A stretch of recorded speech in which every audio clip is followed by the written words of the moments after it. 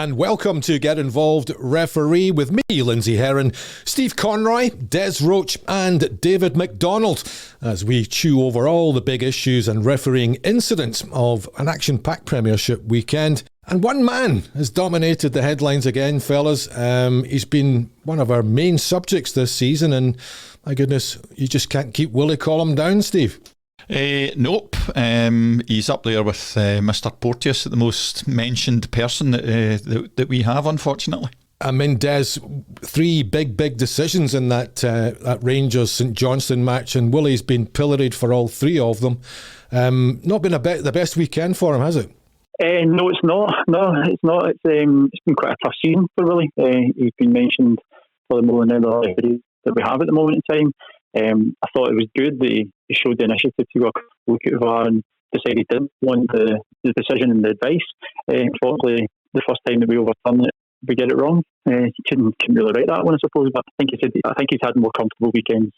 You've described him as stubborn. I guess that's a good word, Steve, to use about Willie's makeup. He's quite single-minded, isn't he? Very single-minded from the few direct contacts I had with him. Going back, the first one I had was in the junior days down at Largs. He wasn't one for taking advice lightly, but he took himself very seriously, took his profession very seriously, but he wasn't one for advice, no. He seems to be a bit like the Teflon Don at the moment, though, isn't he? I mean, any mistakes he makes, he seems to go straight back in. The SFA are sticking by their man. They are, and to be frank, it's always been thus. He had a wee spell during the season where he didn't have quite as many, but he's back, and no matter what we say and how badly we think he's done, they keep giving him games. Let's talk about it chronologically then, Des. I mean, the first one is the penalty incident, handball against James Brown. Borna Barisic's ball into the box comes off Connor Goldson, hits James Brown. He can't really get out of the way, can he?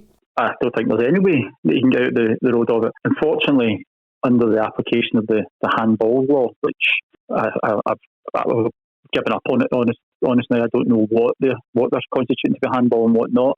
But if you've no opportunity to play that ball, I think that it shouldn't be a penalty. However, we've seen worse ones given this year. So in the coaching from the SFA, then I can only assume that they feel he's get this right and applying their law. But I think if you ask any sensible and reasonable football fan and referee, you certainly wouldn't be like to give a penalty kick for something that he's got no control over. And when the ball comes off the back of an opponent who's standing 1 yard from you, what's the chances? Well, he had no hesitation, Steve, did he? I mean, he was very quick to award the spot kick. He didn't wait for any advice or any thoughts from Nick Walsh, who was the VAR that day. But that's always been the way Willie does it. He comes diving in. But what I will say in agreement with Des, this is happening every single week. So that, and again, I'm not particularly blaming the referees for this. They've been flung under the bus.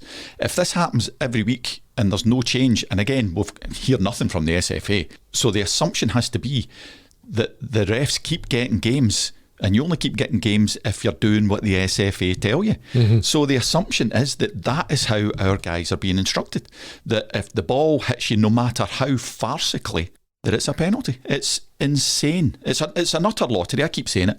Des and I could win penalties these days because you just blew it at the ball. It's an utter nonsense. Steve, the bit that I find really quite strange is that in Scotland, we're the only nation that seems to be having an issue with handball. If you watch the English Premiership games, you watch Spanish La Liga, you watch Bundesliga, there is never the amount of handball decisions in the penalty given apart from up here. Yep, Why are we getting it wrong? Why are we right and the rest of the world are wrong? Hasten to add that I don't think the rest of the world are wrong. Well, nope. We're outstanding in many ways, but we're certainly outstanding on this one. And it's, say it again, it's an utter nonsense. But the fact that it happens every single week tells you that the SFA are instructing our guys that these things are infringements. Can I just intervene and say, guys, it's not happening every week, and I'm not being anti-Rangers here for the guys that always shout me down on social media, but Connor Goldson, 2 instants, it's not been given, which, let's be honest, was potentially the correct, in my opinion, correct decisions. The ball's touched an arm, it's hands up to protect his face. It's not been given, so there's an inconsistency across the board. if you have humans, you have inconsistency. But I'm disagreeing with you on the Goldson one. I think that was a penalty. And I know this clause was found. But that, in my mind, is a penalty. Both of them were penalties. But that takes you off down in a completely different road. But handball, in inverted commas, is every single week. I wouldn't say I know you said we're outstanding in our field there. No, I would say is we're standing out from others. The fact that we're given this, we are standing out from the crowd. We are getting this, according to the SFA, correct, where it clearly just looks. Was it they used to say if something looks stupid, then it tends to be stupid? I mean, the next two decisions are not baffling, Steve, but I mean, it looks like he's got them both wrong. I mean, the red card for Nicky Clark's challenge on Ryan Jack, that wasn't malicious in any shape or form. He'd slipped, hadn't he? He just followed through a little bit. And it took Willie a long time to flash the card, didn't it? And again, that's not like him. He normally makes his mind up straight away. But I think two big calls to make, and in my opinion, got them both wrong. And I think the worst of the two is the fact that he was called to review the Ryan Jack one, had another look at it, and still didn't think that it merited a red card. Beyond me. It seemed, Des, that everyone was pretty much unanimous that all three were wrong, and including the Rangers manager, who accepted that the penalty was harsh against St Johnstone. You know, Clark should have been yellow, and he was quite lucky that his own player didn't see red.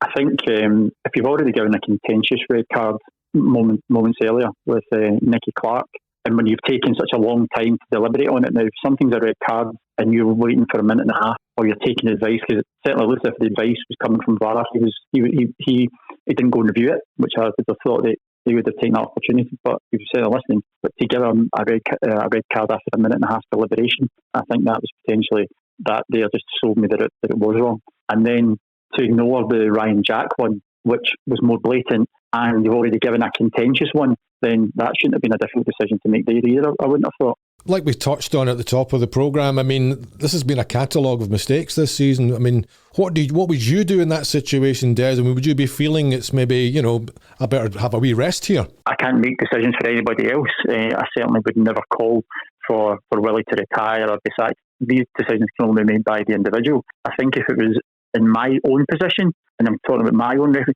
if I found myself being the subject of getting major decisions wrong more often than I have done previously in my career, I would certainly be looking at myself and question myself, am I still up to this? Am I fit enough? Why am I making so many errors? So that's only a personal point of view. I certainly couldn't make a comment for Willie. That's entirely up to him and his family and to make those things. But if it was me, and I'm continually getting things wrong and continually feeling that I'm getting unjust criticism, then I would be looking at my own position. Steve, I'm just looking at the statistics here for Willie Collum. So he's got more appearances than any other referee in the Premiership this season. But yet, we have potentially spoken about Willie more than anyone else. But does that just show that the SFA is sticking by him 100% and they're comfortable and content with his performances? Yep, they always have stuck by him. And he has gone through spells throughout his refereeing life where he has gone through patches, and to be polite, where he's had difficulties with his games. But absolutely, he has always been backed to the hilt by the SFA, always. And the fact, you said it earlier on, that he keeps getting games tells you that the SFA are comfortable with him, but still think that the vast majority of his decisions are right. And Des has maybe been taking too much responsibility on if he would contemplate his own future if he was getting things wrong. It's happened to both of us that decision was taken from our hands. That was imposed on us. I've certainly had rest periods, and I'm doing the quotes mark thing again, and I'm almost certain Des has. They're not shy at doing it to people, but it doesn't happen to Willie. Is there a shelf life for a top class referee? Willie's been doing this now for at least 17 years. I don't want it to sound like a witch hunt against Willie in particular, but is there a moment where we come to the end of it all, or is it basically just down to your ability? It's largely, well, not largely, it is. It's down to your ability, but everybody and everything has a shelf life, so you're not going to go on forever. And I know in the old days it was strict. You got to 50 and that was you were binned, but obviously you can't do that now in the litigious age that we live in. But they would just stop giving you games. But no, I think everything and everyone runs out of steam. One of the questions on social media from Greyman1601, and he asks, are Willie Collum's best days behind him? Yes. My opinion, I think Willie has been around a long, long time. He's been a fabulous servant to Scottish football, European football, but the fact that he's now, these kind of things are are creeping into his game. I think that, as Steve said, everybody's got a shelf life. It's only up to that person for themselves to decide how long they want to continue that shelf life. But I think that the more and more errors that are creeping in, I think his better days are behind him. You agree, Steve? Oh yeah, I agree, and I know he's younger than me, but he's getting on a bit. As you said, he's been a ref for a million years, so everybody runs out of steam. But I do think that his powers are on the wane. Yeah. And it'll be interesting to see when his next appointment comes along, and I dare say you won't be surprised if he's immediately involved again. No, I wouldn't be surprised at all. And I think Des would probably be the same. Yeah, I think he'll be straight back in the SPL next week, because if they put him down, now I know these fixtures tend to be done a few weeks in advance, but if he suddenly appears at Albion Rovers, etc., then it just puts more food for the thought that he's been dropped, and that's no offence to Albion Rovers, but if you put him down to League Two, then it just does seem a dramatic fall. But I would expect them to continue to support him. So VAR not working at Ibrox, really, in our view, in the sense that the referee hasn't taken the decision of the official, namely Nick Walsh. Conversely, at Tannadice the next day, 2 big VAR decisions, and they were spot on, Steve. Don Robertson and his team take a bow. Thank God somebody's shown you how the system is meant to work, and all praise to him and everybody else that was involved in it. They showed that we've always said the technology works, and Don and his team have shown how you make it work. The first one obviously was the goalkeeper coming to try and win the ball and knocks over Kyogo Furuhashi. Mm-hmm. Don gives the penalty and then realises it was a mistake. Oh, yep, absolutely. And I have to say, in Don's defence, when I first saw it, if I was a ref, I'd have given the penalty. Obviously, he didn't have VAR in the dark ages, but I would have given the penalty. But fantastic that the team called for a review. Fantastic that he went over and did it. Fantastic that he realised he'd made a mistake and changed his mind. And all within a very, very short time frame. And the second one, Des, was a clear handball from Kieran Freeman. Don didn't see it at the time and had to go and have a look at it on the screen. Yeah, and what we said, if something's factual and correct and you've got the opportunity to make amends, then that's exactly what was done. The penalty kick was awarded. The VAR official has got it done across. Again, seamless, very, very seamless, quick, direct, and moved on with the game. So, as Steve said, quite as said, Don and his team should take a massive amount of credit for probably getting their best VAR experience so far this year. Oh, at least the Celtic getting a couple of VAR decisions then. Well, one against them, David, and one for them. I know Ange's been moaning about them a little bit. Yeah, I need to level things out a wee bit and keep Big Ange happy. But yeah, do you guys think that Sunday's game will be shown as a training video across the SFA, and Willie's might be shown as a way of not doing it? I would never, ever make a decision or thoughts on what the SFA think is appropriate or not. We know that they're meant to be reviewed, there's incidents are meant to be reviewed every week, but we know, and we don't particularly need to say here to protect people, but some of the obvious ones haven't been reviewed, so God knows what they do. Just to say as well, the SFA haven't been in touch with regards to the invitation we sent them to come in and join us in a podcast. I think your request of biscuits just pushed that over, Steve. I knew I was pushing my luck. I was about to say, I think asking for the chocolate hobnobs is pushing it a bit too far. Lindsay won't know what we're talking about because he failed to listen to the podcast last week while he's on his holidays. Unbelievable. Can't believe that. Shocking behaviour. But I mean, we do have an issue, don't we, because of the inconsistency across the board. And again, we're still waiting for some clarity and information from the powers that be, and the silence is deafening, Steve. Yeah, and it always has been, always is. I don't know what would make them come out and tell us, and God, we're only the consumers of the product. So I have no idea when and what will happen or would happen that they would come out and talk to the world about their decision making.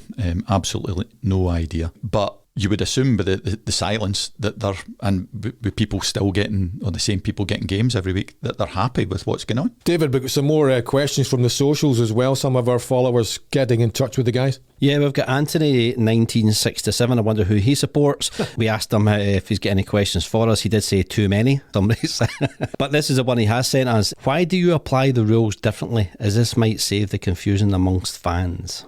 Why are rules applied differently? Rules aren't applied differently. It's the universal laws of the game.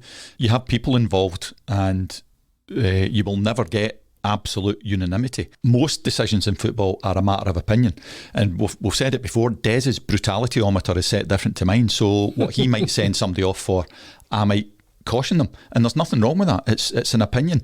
So there is absolutely no way ever that you will get unanimity. And that doesn't mean that it's inconsistent. It just means that you're dealing with humans. Unless we brought in artificial intelligence to referee the games, maybe.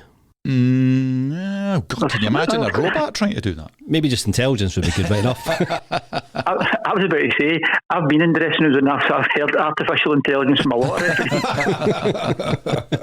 No, it's a fair point, isn't it? It really is. This is the thing. I mean, and that's what happened in the Ibrox game, isn't it? Willie doesn't think Ryan Jack's challenge is a red card, but he thinks Nicky Clark is, and the two of you have flipped that one. Yeah, no, I agree, but in those instances, and it's amazing that he was asked to review it, so obviously Nick thought different, that he still, on viewing the Ryan Jack one, didn't think that ticked all the boxes for a red card. Sometimes you just get it wrong.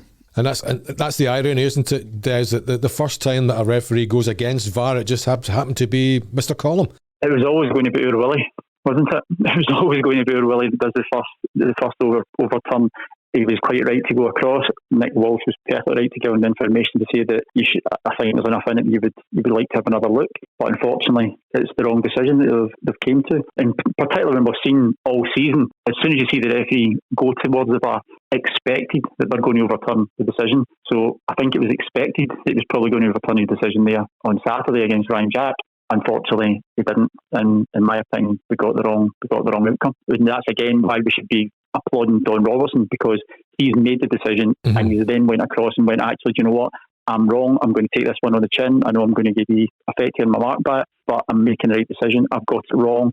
That shouldn't have an impact on the game just because of my error. Another question, David, aren't we talking about the way Kyogo Furuhashi plays?